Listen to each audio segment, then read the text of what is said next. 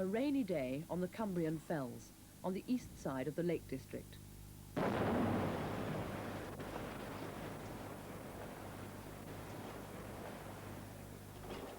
Here at the Pink Shap Quarry, the next batch of granite boulders is being collected for the crushing mill. Today, granite is used chiefly for an aggregate, but in earlier times this lovely rock was worked as a decorative stone, as in these bollards outside St. Paul's Cathedral.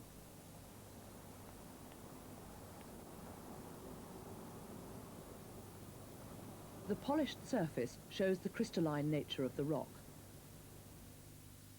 All the crystals interlocking, no banding. A good igneous texture formed as molten granitic magma cooled. It all comes from a single small outcrop on Shap Fell in Cumbria.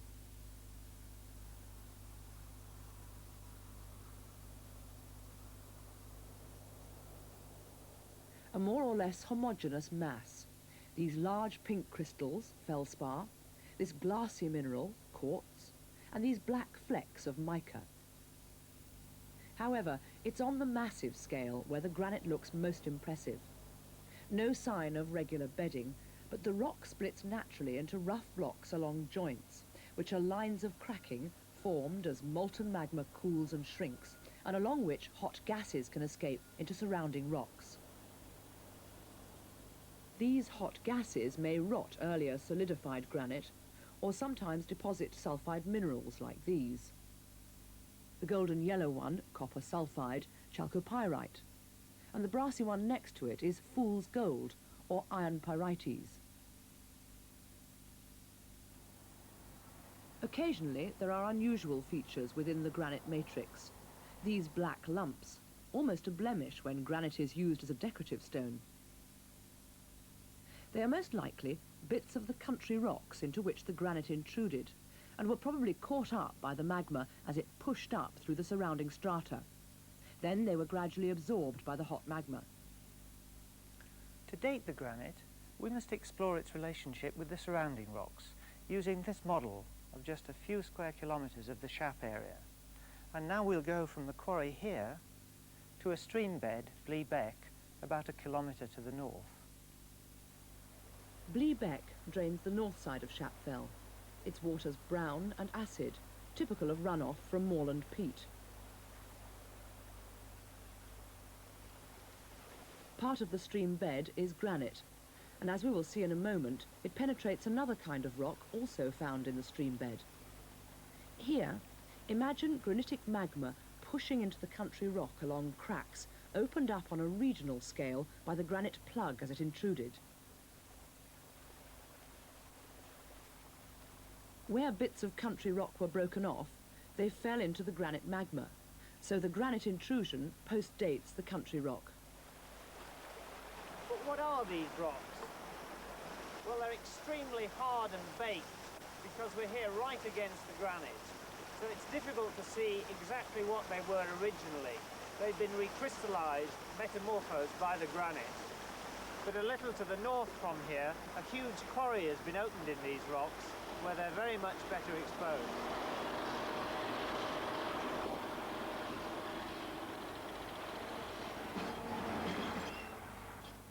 Now dipping steeply, these rocks are layered and were originally laid down as essentially flat lava flows.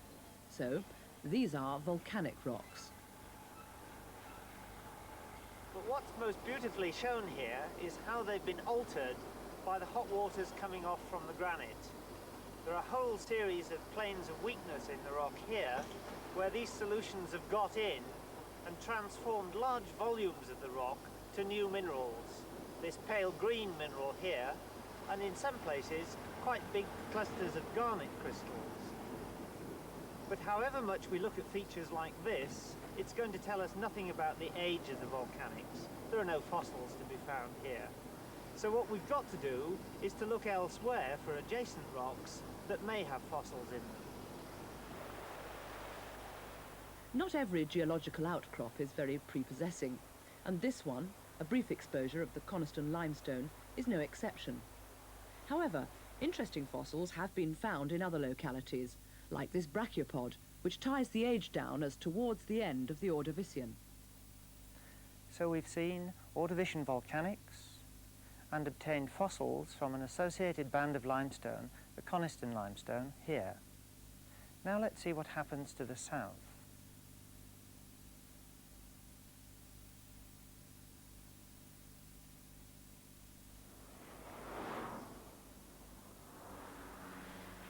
Dodging the showers of rain, for which Shap is so famous, we come south of the fell to a road cutting on the A6.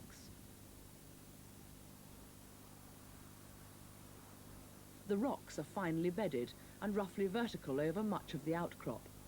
But looking more closely, you can find individual folds, as here. Quite a spectacular anticline. These are sediments laid down under water, as shown by these gentle ripples, an indication of a fairly still and deep water environment. There are fossils here. This now extinct beast is called a graptolite and is of Silurian age. So what do you imagine the effect of the granite intrusion would be on the nearby Silurian sediments? Just across this little valley from the Shap granite quarry, we're in these same sediments. The difference here, though, they're extremely hard because of their closeness to the granite. A lovely example, this, of a rock changed by contact metamorphism. Now it's obvious that if the granite was intruded as a liquid into these surrounding rocks, it must be younger than these strata. So this sets a maximum age for the granite. It's younger than the Silurian. The next question is, can we set a minimum age from its relationships to other strata in the field? And this takes us to another stream bed very near the Shapwell's Hotel. This stream, swollen with weeks of rain, is Wasdale Beck. It is clearly eroding the present landscape, but what was originally here? Layered rocks, so these are sediments. And down the bottom here, in amongst these pebbles, there are some quite large chunks of feldspar, exactly like those up in the Shap granite quarry. Now, there's no other local source here for fragments of feldspar like this.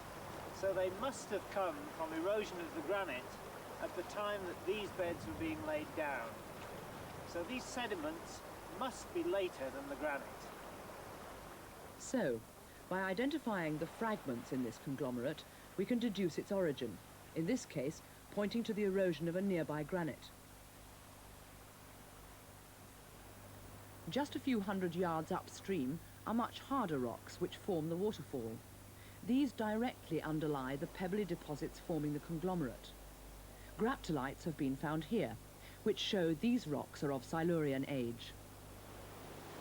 Here we have an unconformity. I'm sitting on it, in fact. And we can imagine that in times past, the pebbly beach deposits swept over this old land surface and gradually covered it up. But what about the age of the conglomerate? Fortunately, nearby there is a rock which is full of fossils and which solves the problem of dating the conglomerate where organic remains are not preserved as fossils. Well, we're about a kilometre east of the pebbly bed in the stream, and I'm sitting here on a very respectable bedded rock, the Carboniferous limestone. It may not look very spectacular, but I found a very nice brachiopod, and in fact when we looked around in the beds immediately above here, we found a wide variety of fossils.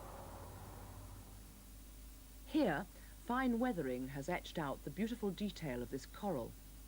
It's a single form, as opposed to this compound coral, which is a colony of single corallites. This large coiled beast is a primitive ancestor of the ammonite, like the one in your home kit. And here are more brachiopods.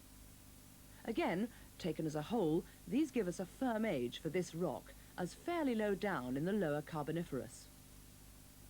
So, by collecting fossils from strata cut by the granite, we've established a maximum age of Silurian, and from sediments laid down after the granite was in place, we've shown a minimum age of lower Carboniferous.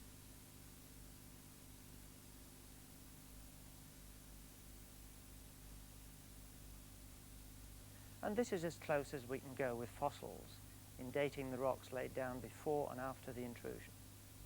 In fact, if we were able to slice the surface off the ground, we could see these features much more clearly. This is the granite, and we think that this is just a small pimple on a huge plutonic intrusion below much of the Lake District. These are the country rocks into which the granite was intruded. Silurian sediments, Ordovician volcanics, and a thin band of Ordovician limestone, all of which are cut by the intrusion. And this is an old erosion surface dipping away to the east, onto which sediments younger than the granite were deposited. The conglomerate and the Carboniferous limestone. So there we have it.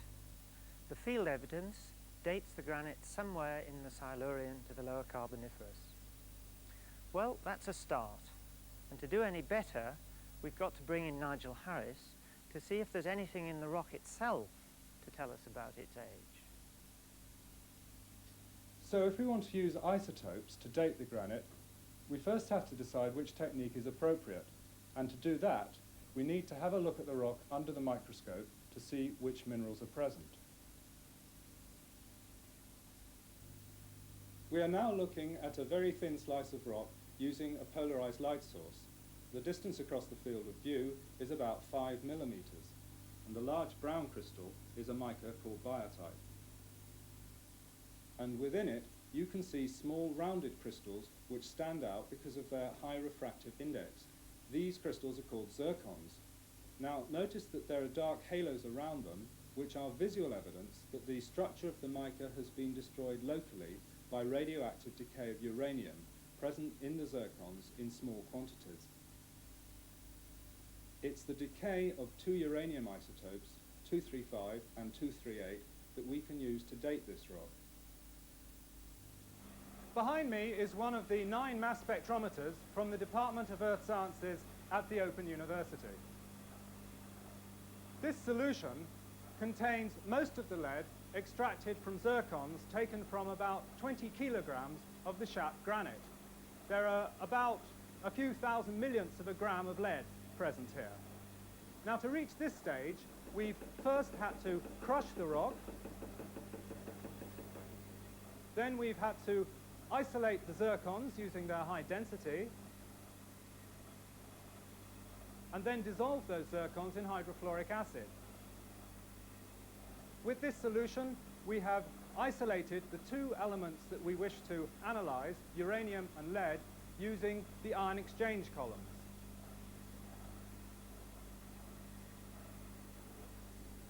The solution is evaporated onto a filament like this one, just as Cherry is doing over here.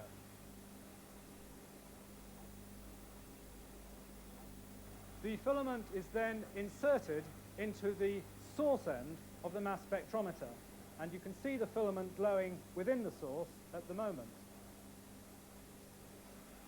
From the source, the isotopes proceed to the magnet where they are separated and then received by the detector. The result of this is that we get an accurate measurement of the isotopic ratios present in the sample. So let's go and have a look at that now.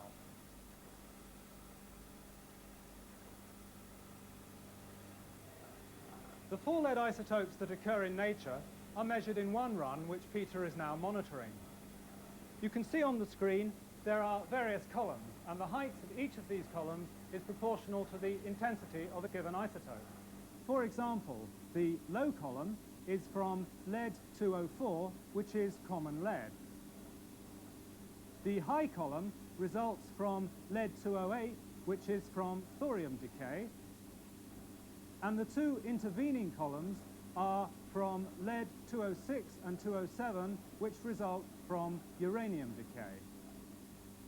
The machine measures many cycles of these 4 columns, several hundred for a given run, and the computer, which is part of the mass spectrometer, evaluates the statistics of these different cycles to give us a very accurate measurement of the isotope ratios.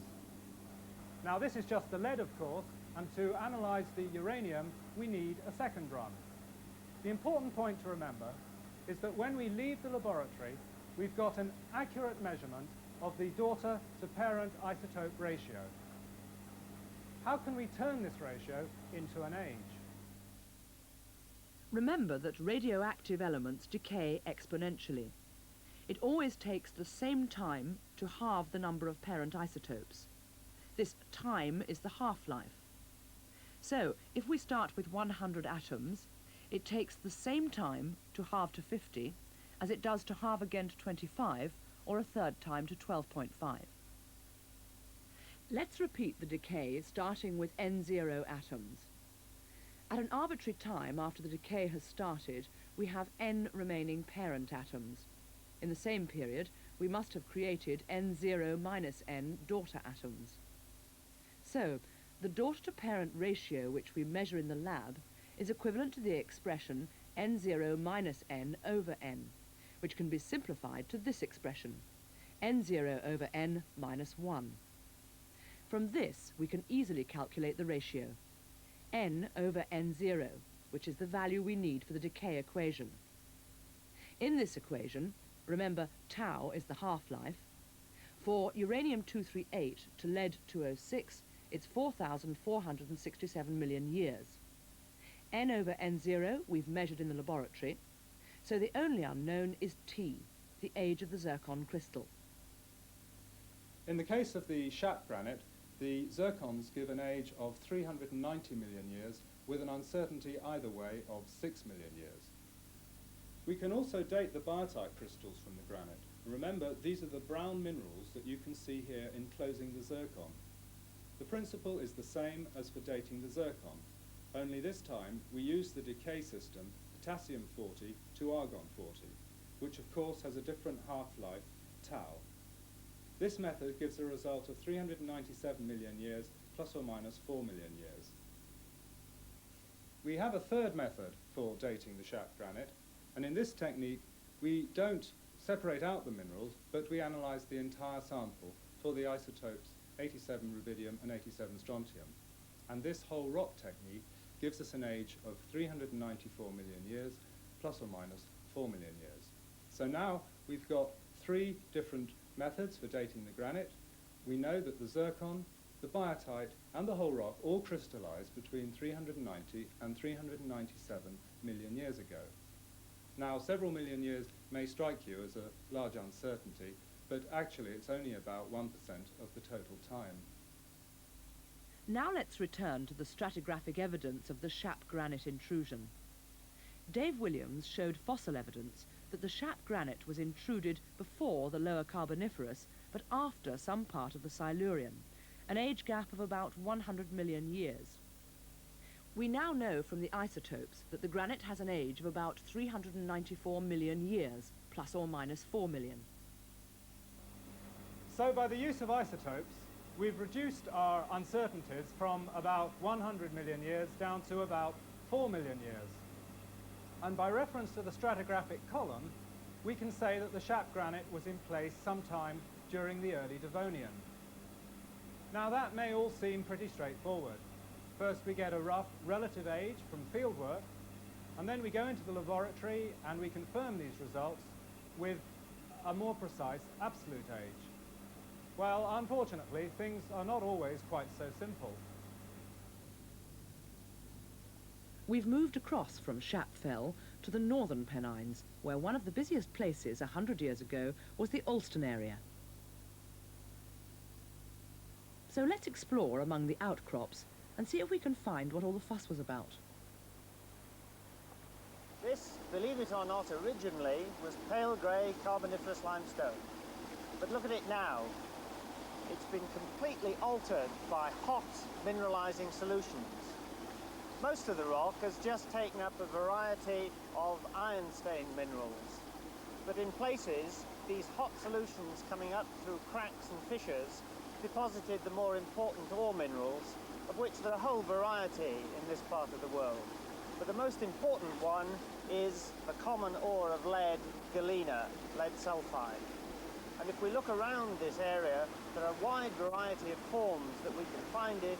It fills very fine cracks It fills little solution hollows in the rock, and the miners took most of this that was easy to get, but in places we can find the original mineral veins where they were rather inaccessible. The small Clough mine at Nenthead near Alston is one of many mines in the area once owned by the London Lead Company and exploited in the 18th and 19th centuries. This passage was enlarged for the pit ponies, which hauled wagons on a narrow gauge railway. When possible, horizontal veins were followed into the hillside, ideally at a small incline so the water would drain away. So now the lead vein is in the roof, crystallizing in cubes of galena. Imagine what it was like to work in these conditions. Even the ponies had to have sacks over their heads to stop them drinking water polluted by lead dust.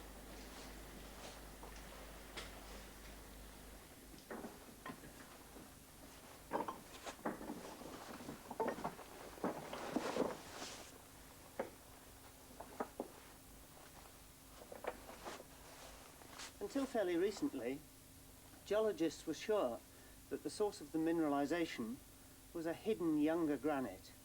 And what happened was that the waters coming off the cooling granite brought the mineralization fluids up.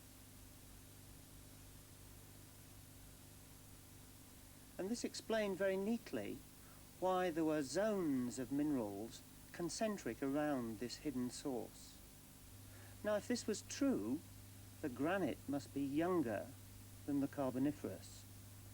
A plausible theory, you might think.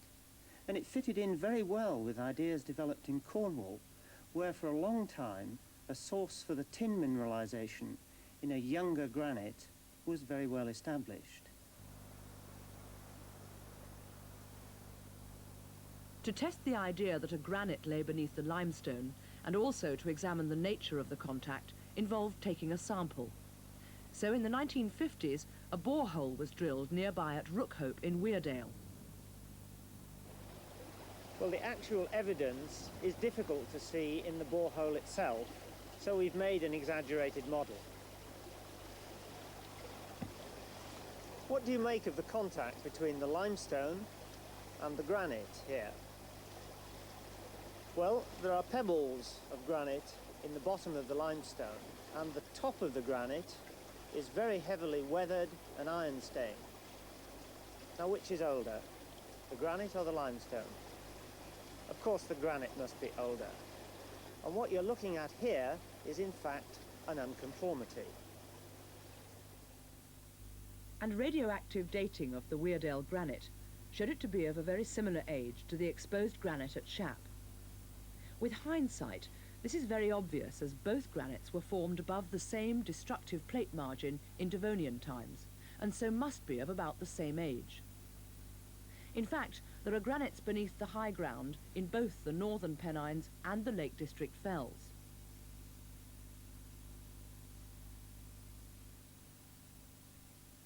But the problem we're now left with is that we have to think of another explanation for where the Pennine lead came from.